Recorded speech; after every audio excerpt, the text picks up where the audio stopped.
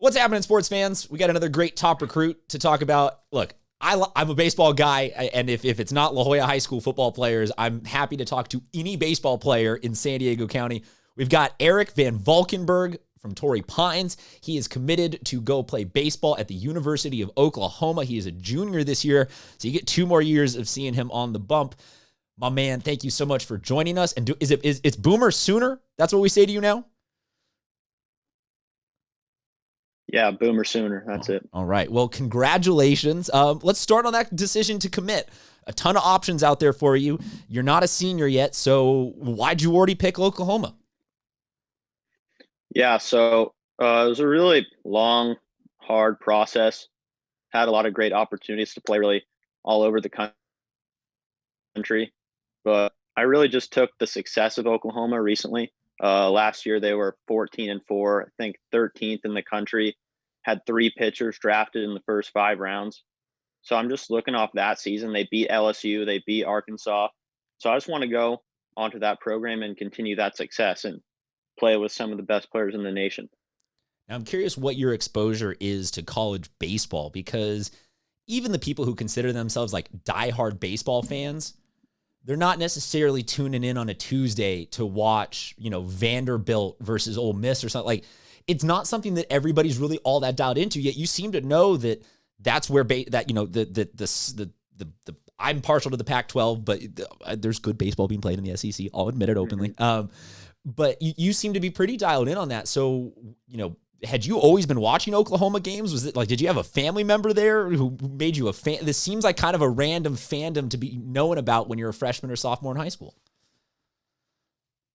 Yeah, so I actually never really could see myself going there when I was younger. I mean, I grew up going to like the San Diego State USD games. Always wanted to go there. So I kind of started off like at the end of my freshman year getting to know like those schools. But then over quarantine, I put on a lot of weight, grew a bit, put on some velo, and really got national exposure. And I just really clicked with the Oklahoma coaches. I mean, did a bunch of FaceTime, Zoom calls, just really got to know them. They trusted me. I trusted them. So I just had to not. So, you mentioned over quarantine, you've been putting on a lot of weight, putting on some muscle. I picture this, and this is going to date me seriously a lot amount, but kind of like a Rocky training montage. If you're just out there just punching meat and you're chopping wood and you come back from quarantine and everyone's like, holy hell, you're huge now. What have you been doing that's been helping you put on all this weight? Or is this just a random, you hit your growth spurt? I probably grew about 2 inches, and also just been lifting consistently. I've had the time. My buddy lives down the street. So his name's Jagger. He's a defensive end at Torrey, and he has a full on gym in his backyard. So we've been really just hammering, going to work, and I've just been taking eating seriously, and just all paid off. All right, so I want you to then, you're setting me up for this perfectly, because I was a pitcher as well, and I have always fought against this stigma. I want you to look right into the camera. Are pitchers athletes? Oh, 100%. Yes, that's a solid vote in the yes category for that one. We'll come up with some sort of ways to help validate that. But pitchers get the worst rap for being kind of lazy and weird people, and we are not. We are athletes. We deliver it more than anybody. Watching the postseason, I'm assuming you were watching all the postseason. Yeah. I have also, and I remember being kind of like, you're a weird dude for suggesting this. I was really in on, like 5 or 6 years ago, what the Rays were starting to do in terms of, don't do let's just put a workhorse out there for 7 or 8 innings and have our established setup and closer. They're doing this deconstructed weird baseball. Let's project it out. You end up getting to the major leagues. That will take you about 5 or 6 years from now. Do you look forward to, would you like to play in a setup where it is a more decentralized version of pitching, or do you like I'm the starter, I get my game as long as I want to throw it, and then we go to the solid 1 or 2 dudes behind the bullpen? How do you consume that as a pitcher? Yeah, I'm more of I'm the starter, give me the rock until you got to take me out. I mean, I've always just been that way. I've been taken out. I mean, ever since there's been pitch in baseball, I've just always been, oh my God, like I've been 6th inning, wanting to finish the game, 7th inning, get pulled last minute, just really annoying. But yeah, I'm that kind of, like, I've got all the adrenaline. My arms never really hurt, and I'd go things if you want me to go 10 innings. Fair enough, Cliff Lee. We'll just call you that for the rest of the for the rest of the year. Again, I don't know if anyone gets my references or not, because I have been watching too much baseball for my entire life. But yeah, I did. You mentioned the pitch counts. I did once in a travel ball little league game have to stop a pitcher from fighting a manager because I ran into him. No, he's not pulling you. You hit your pitch count. He's like, oh, all right, I'll see you guys in the dugout. It's a different kind of thing. I do want to ask you right now. You are one of the few pitchers that currently has an unblemished ERA. You've not given up a varsity run ever. Yeah. Will you complete high school without giving up a run? I don't know about that, but I was feeling pretty good this season. I think my freshman year I was on JV. I've had under a 1 ERA, so that's nothing on JV counts. Nothing on JV counts. Yeah.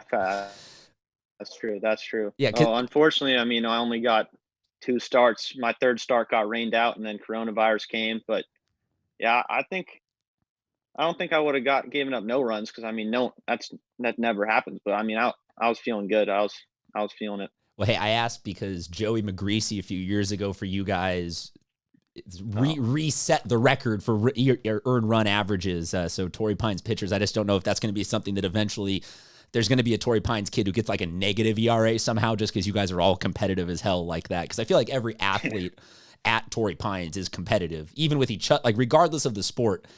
It's a pretty competitive atmosphere at Torrey Pines. What's it like being a varsity athlete there?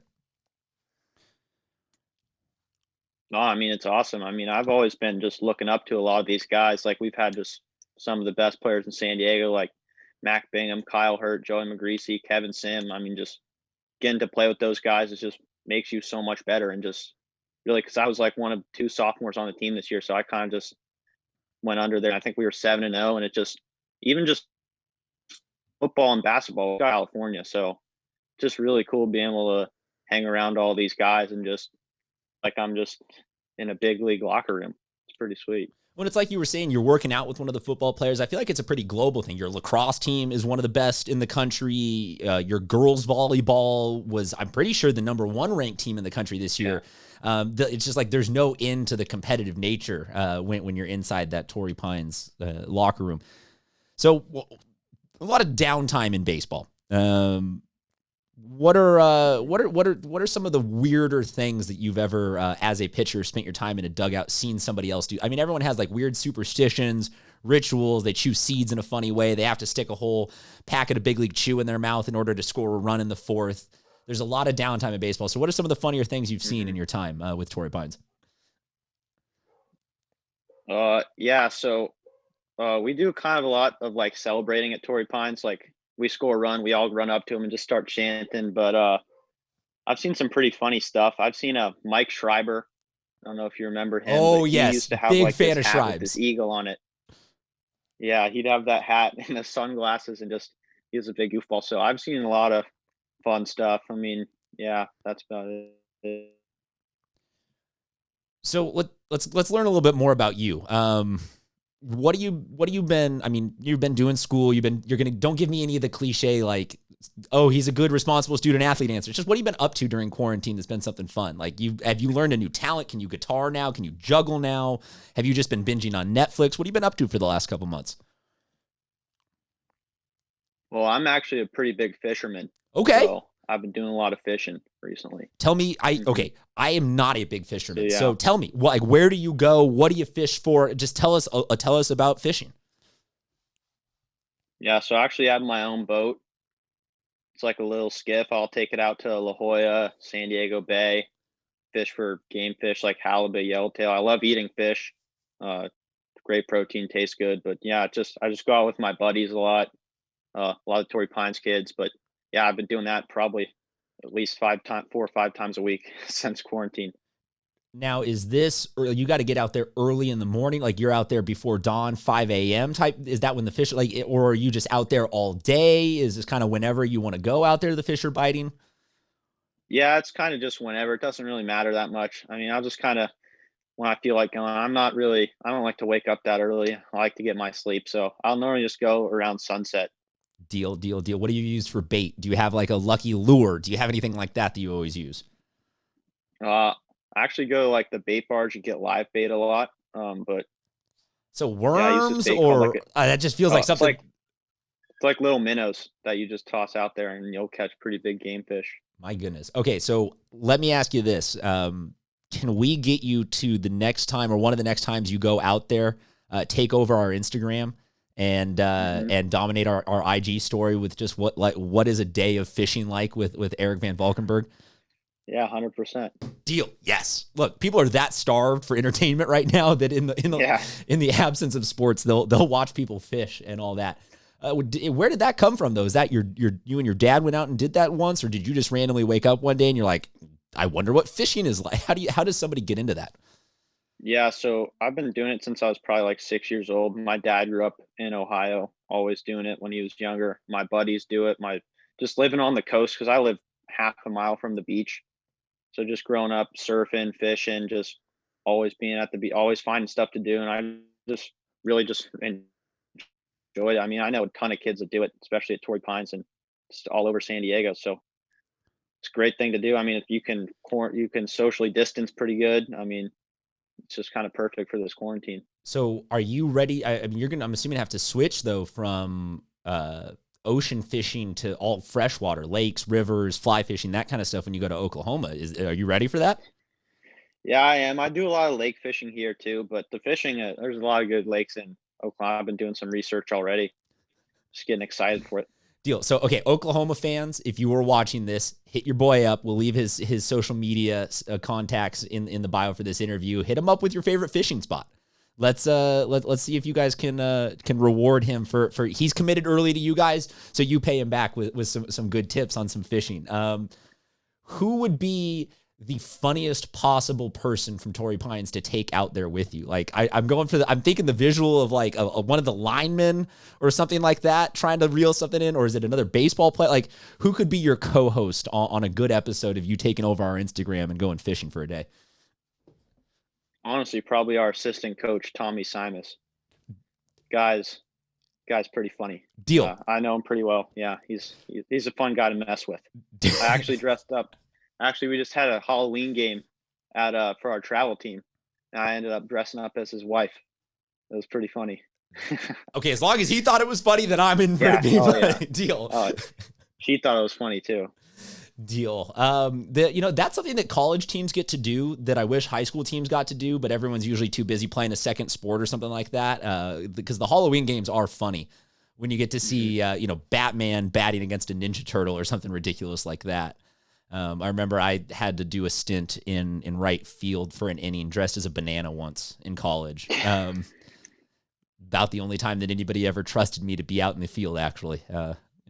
Whatever. Hey, look, I was just happy to be on the team.